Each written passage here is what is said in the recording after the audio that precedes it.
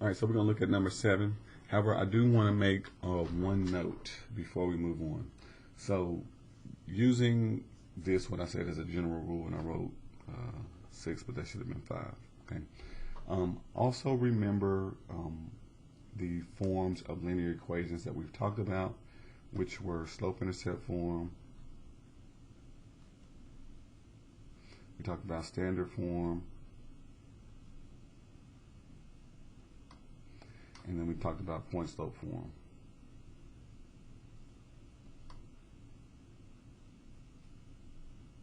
Okay.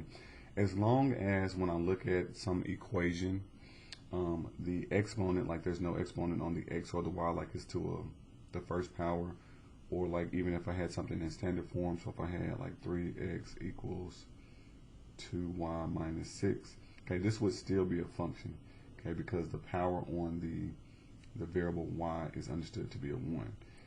This would be a problem because it has a square. Or even if I had like square root of y. So what I mean is, don't just think because it says x equals is not a function. We also need that y to have something weird going on.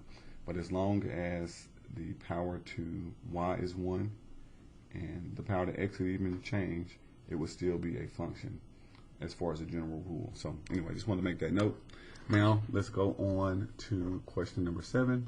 So we have this graph on the right, and if I look at it, it looks like we have days or time of the day, and then we have months along the bottom, and then we want to use this graph to the right to show the sunset times in a particular country, and we're going to use the graph to approximate the time of the sunset on April 1st. Okay, so if I'm looking at April, it looks like the sunset is approximately 7 p.m. So just tracing April up to the time. So 7 p.m. Just reading the graph. Same thing on number 8. We have a graph, sunset times. Is this the graph of a function? So if I was to draw vertical lines, would I hit this line more than once, this pink line? And no matter where I drew the vertical line, it would only hit one time. Okay, so yes, this is the graph of a function.